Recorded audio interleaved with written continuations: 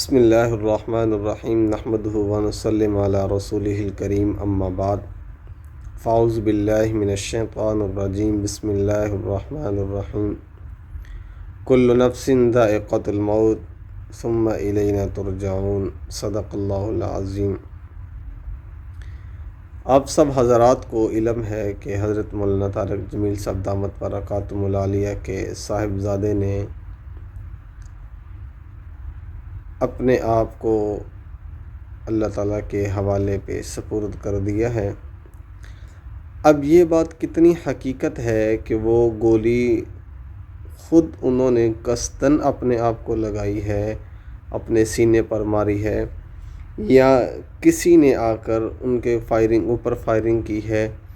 یا غلطی سے ان کے اوپر گولی چلی ہے، یہ حقیقت تو اللہ تعالیٰ زیادہ جانتے ہیں۔ باقی ان کے بھائی یوسف جمیل صاحب کا بھی ایک بیان آیا ہے، آپ وہ بھی سنیں۔ کو میرے چھوٹے بھائی عاصم جمیل کی ڈیتھ ہو گئی، جو کہ ایک بہت بڑا ہماری فیملی کے لیے سانیہ ہے، لیکن اس تکلیف کی حالت میں بھی مجھے میڈیا پہ اس لیے حاضر ہونا پڑا کہ بہت سی نگیٹو خبریں،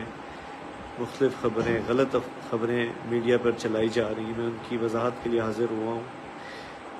کہ میرے بھائی عاصم جمیل بچپن سے شدید ڈپریشن کے مریض تھے،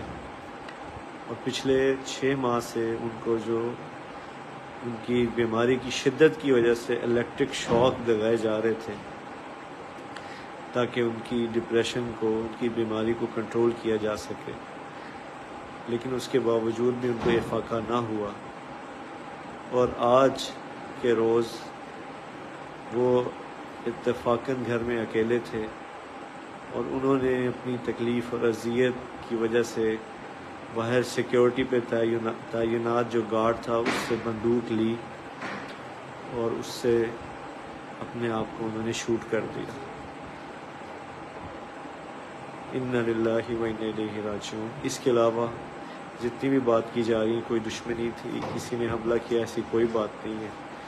یہ اللہ کی تقدیر تھی، اور ہم اللہ کے اس فیصلے پر راضی ہیں۔ آپ سب سے دعاؤں کی درخواست ہے۔ السلام علیکم ورحمۃ اللہ۔ ان کے جو چچا جان ہیں ان کا بیان بھی تھوڑا متضاد ہے، اللہ تعالیٰ زیادہ بہتر جانتے ہیں، لیکن ہمیں یہ کرنا ہے، آپ بات کو سمجھیں کہ ایسے مواقع کے اوپر کسی کو بھی اپنی مفاد کی وجہ سے، اپنے اختلافات کی وجہ سے طعن و تشنیع کے اوپر بات نہیں کرنی چاہیے۔ بعض لوگ کہہ رہے ہیں جی وہ ایک مذہبی اسکالر کے بیٹے تھے، بہت بڑے نصیحت کرنے والے، واعظ و نصیحت کرنے والے، اور ایک معروف شخصیت عالم دین کے بیٹے تھے، اور ان کی داڑھی نہیں تھی، اور بعض کہہ رہے خودکشی کر لی۔ دیکھیں، ہمارا یہ حق نہیں بنتا، میں خود بھی اس بات پہ ان کے برابر میں غم کا شریک ہوں، ہمیں بھی اس بات میں غم کا شریک ہونا چاہیے، ان کے غم کے اندر ہمیں شریک ہونا چاہیے جائے کہ ہم اختلافات رائے کے اوپر کام کریں، اختلافات رکھیں، اور ان کے اوپر طعن و تشنیع کریں۔ دیکھیں، بیٹے کا صدمہ جو باپ کو ہوتا ہے، اس سے ایک باپ ہی حقیقت کی آشنائی تک پہنچ سکتا ہے، باپ ہی سمجھ سکتا ہے کہ بیٹے کے چلے جانے کا صدمہ کس قدر ہو سکتا ہے، یہ ماں باپ ہی دکھ سمجھ سکتے ہیں۔ یاد رکھیں کہ بیٹے کے لیے باپ کا جنازہ پڑھنا اتنا مشکل نہیں ہوتا جتنا باپ کے لیے کہ بیٹے کا جنازہ پڑھنا مشکل ہے، اور یہ بہت بڑا ایک سانحہ ہے۔ اللہ تعالیٰ سے دعا بھی کرتے ہیں کہ اللہ تعالیٰ ان کو، حضرت کو، اور ان کے اہل و عیال کو، پسماندگان کو صبر جمیل عطا فرمائے، اور ان کے بیٹے کو پر علیہ ما علیہ جو اللہ چاہتے ہیں، جیسا اللہ معاملہ کرنا چاہتے ہیں، اللہ ان کے ساتھ معاملہ فرمائے۔ لیکن ہمیں اس معاملے میں زیادہ سکوت اختیار کرنی چاہیے، تاکہ ایسا نہ ہو کہ کل قیامت کی دن یا ہمیں بھی اس چیز کے اندر پکڑ ہماری ہو جائے، یا